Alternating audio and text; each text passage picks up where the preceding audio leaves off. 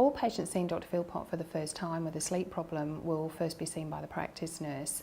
This allows time to take a medical history, check blood pressure and medications, and also if a sleep study is likely to be arranged, it gives an opportunity to discuss that and explain the procedure to you. If a sleep study has already been done, then we can discuss the results of the sleep study and the possible treatment outcomes that might be recommended by Dr. Philpott.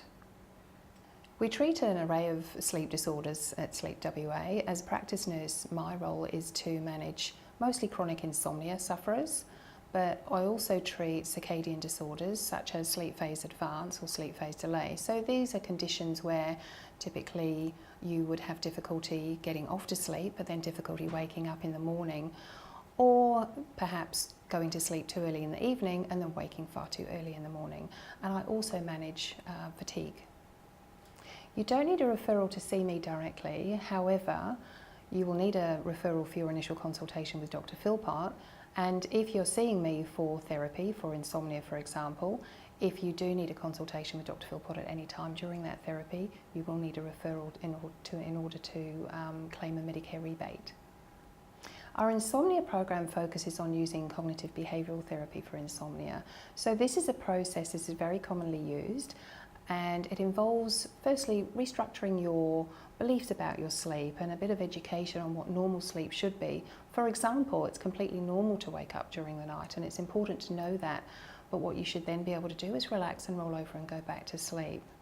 So the therapy looks at that and then also uses some behavioural restructuring, so changing your sleep pattern a little bit and regulating things. The insomnia program varies from person to person, and usually 4 to 6 weeks is enough, but that will depend on how severe your problem is and whether we need to also look at getting rid of some sleeping medication that you've been using. The program normally requires weekly visits for around about 30 minutes a time, but that can be structured to the individual. So sometimes fortnightly appointments are fine, and usually after 4 to 6 weeks we can look at long-term strategies.